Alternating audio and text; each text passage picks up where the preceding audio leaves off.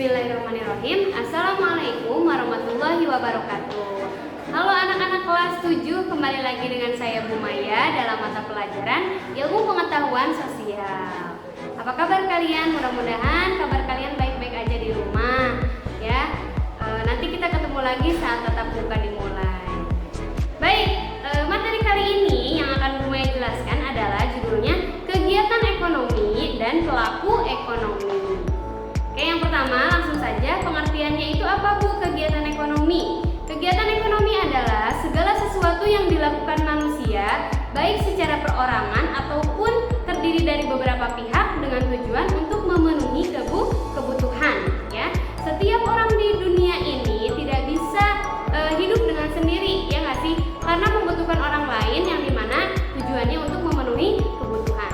Ketika kita lapar, kita harus makan. Nah, itu namanya memenuhi kebutuhan. Macam-macam kegiatan ekonomi ada 3. Yang pertama ada produksi, yang kedua ada distribusi, dan yang ketiga ada konsumsi. Produksi, kalau kegiatan produksi, orang yang memproduksi itu disebutnya produsen, ya. Kegiatan distribusi, orang yang melakukan distribusi disebut distributor. Sedangkan kegiatan konsumsi, orang yang melakukan konsumsi disebut konsumen. Ya, itu nama pelakunya ya, jadi beda. Oke, sekarang kita bahas produsen dulu. Produsen artinya kegiatan menghasilkan suatu barang. Ya, contohnya misalnya petani yang menanam padi dan menghasilkan beras. Ya, kemudian berasnya dijual. Atau enggak, pabrik tekstil mampu menghasilkan kain. Nah, kemudian kainnya juga dijual. Yang terakhir ada penjahit mengolah kain dan dibuat menjadi sebuah baju. Nah, itu contoh kegiatan produksi. Oh iya, kalau pagi juga kan ibu kalian menghasilkan disebut produksi karena menghasilkan makanan yang dimana nanti dimakan sama anak-anaknya. Ya, jadi kalau ibu menyiapkan sarapan untuk anak-anaknya itu namanya disebut produksi, gitu ya. Yang penting namanya produksi itu menghasilkan barang aja ya. Oke, saat produksi barang, nah kalian bisa membedakan dari nilai gunanya produksi. Itu terbagi 4. Ada nilai guna bentuk. Jadi gini, ketika kalian menjual barang diproduksikan, bentuknya berubah misalnya. Nah, itu akan mengalami kenaikan harga juga. Misalnya antara kayu dengan meja. Nah, meja ini kan dari kayu. Ketika kalian menjual kayunya biasa saja, itu nggak akan laku. Orang-orang ya udah hanya melihat sebatang kayu saja. Tapi ketika kayu itu dirakit menjadi sebuah meja, maka akan lebih bermanfaat untuk orang-orang. Nah, itu namanya nilai guna bentuk. Akan lebih laku, akan lebih laris ketika ada perubahan dari barang tersebut. Ya. Yang kedua ada nilai guna tempat, yang dimana menyesuaikan dengan tempat menjual. Ya.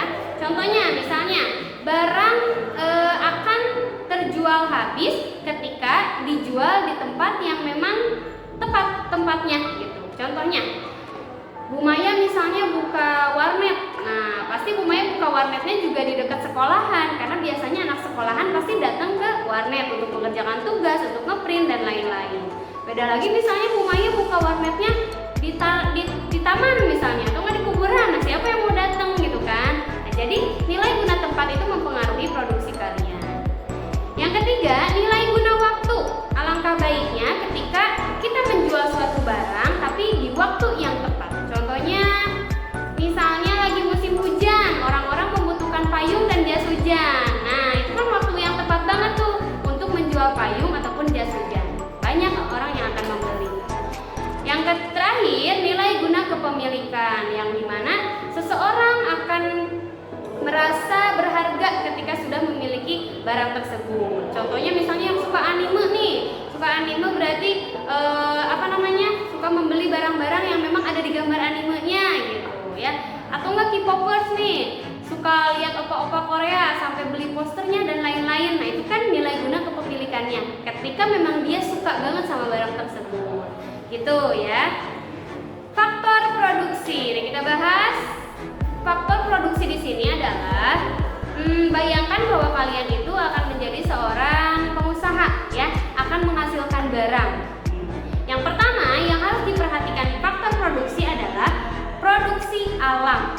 Berarti contohnya sumber daya alam yang dimana berasal dari alam, tanah, air, udara, hutan, barang tambang, dan lain-lain. Jadi gitu.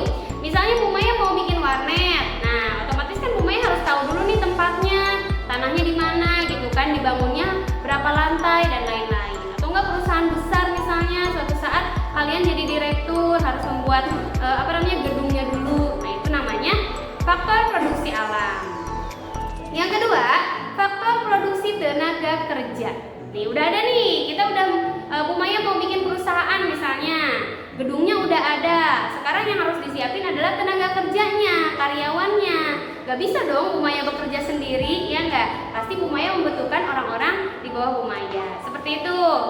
Kemudian ada faktor produksi modal.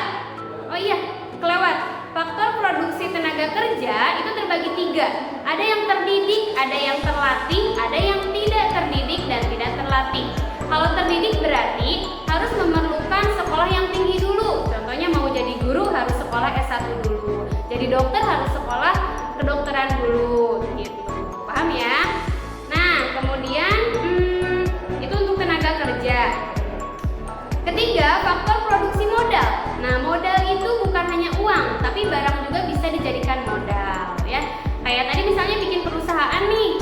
Oh iya, butuh alat tulis, butuh meja kantor, dan lain-lain. Nah, itu kan namanya modal ya, yang dimana harus dipenuhi untuk untuk melakukan sebuah produksi barang gitu.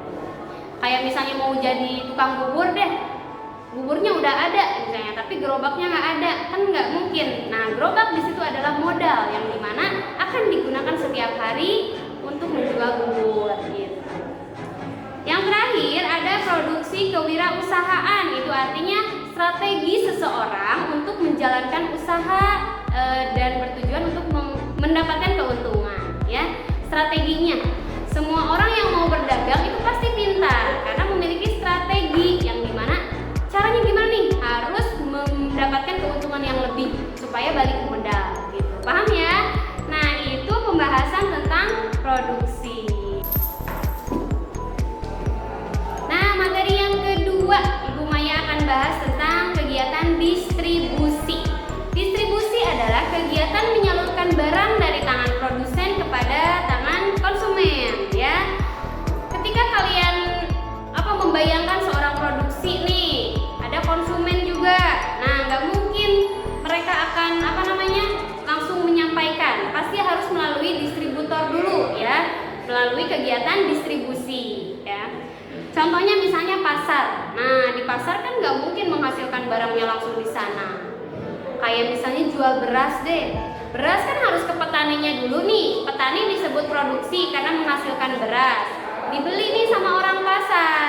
Nah, dijual di pasar, langsung dibeli sama Bu Maya misalnya, karena Bu Maya sebagai konsumen. Otomatis pasar adalah disebut sebagai distributor, orang yang menyalurkan barang dari produsen kepada konsumen.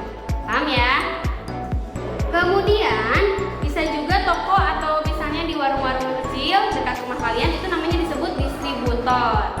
Dan yang terakhir juga belanja online. Belanja online juga itu bisa disebut distributor karena kalian kan tidak bertemu langsung, melainkan lewat perantara melalui aplikasi, misalnya beli di Shopee, Lazada dan lain-lain.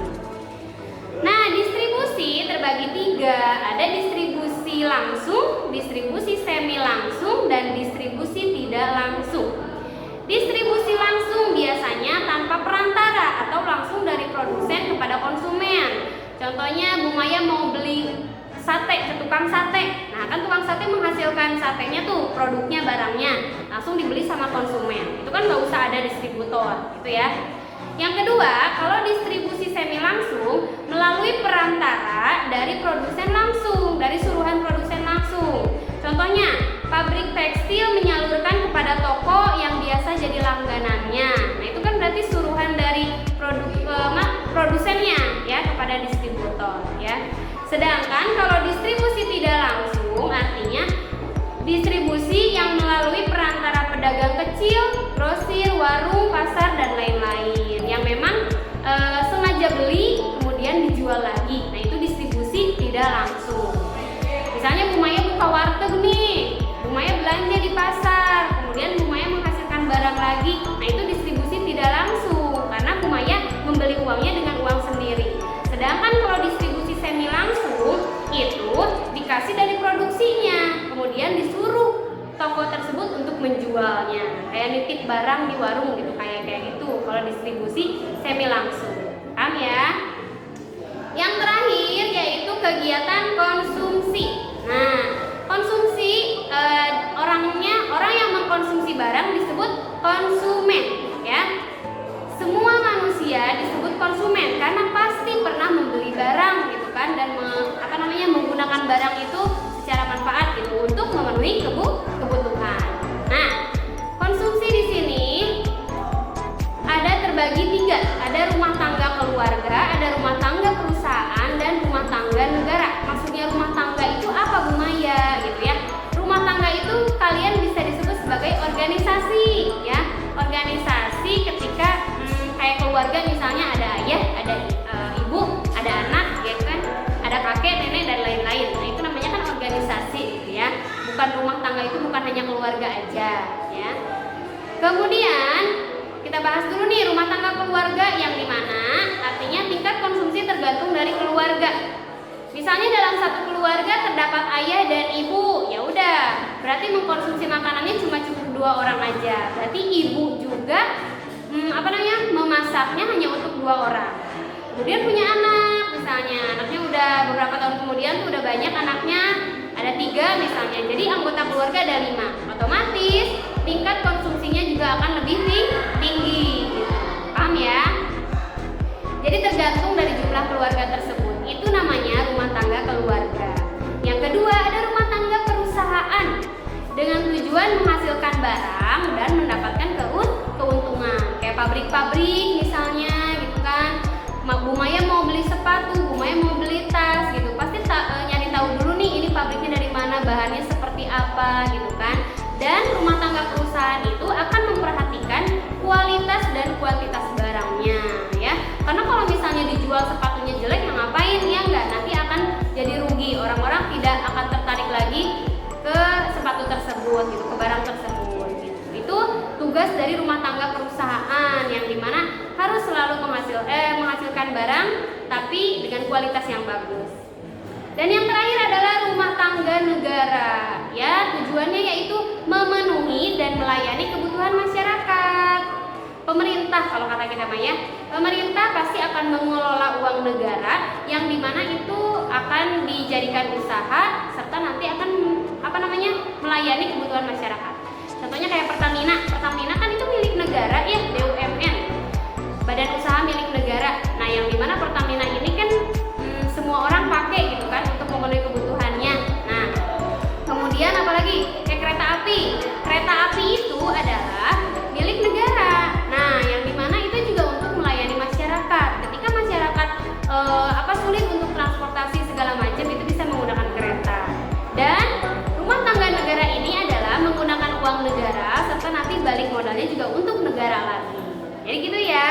Itu macam-macam konsumsi, ya. Ibu ulangi lagi, ada 3 macam-macam konsumsi: rumah tangga keluarga, rumah tangga perusahaan, dan rumah tangga negara. Sudah, jadinya materinya sudah sampai sini aja, ya. Kegiatan ekonomi sudah, dan peran ekonominya juga yang tadi ya, ada produksi, ada distribusi, dan ada konsumsi. Oke, untuk tugasnya gampang kok. Silahkan buka buku paket halaman 121 yang bentuk tabel tuh ada 10 soal. Silahkan dikerjakan. Dikerjakannya langsung di buku paket saja, ya. Untuk kelas Bu Maya 7A sampai 7D dikumpulkannya ke link Google Form. Sedangkan untuk kelas 7E sampai kelas 7L, kelasnya Pak Agus, dikumpulkannya ke Google Classroom. Ya, cukup ya. Kemudian deadline-nya yaitu hari ini, ya, pas mapel IPS daring sampai jam 6 sore. Ditunggu tugasnya, ya, harus benar semua tugasnya, diusahakan. Ya, itu saja dari Bu Maya. Terima kasih. Nanti kita ketemu lagi di pekan depan. Assalamualaikum warahmatullahi wabarakatuh.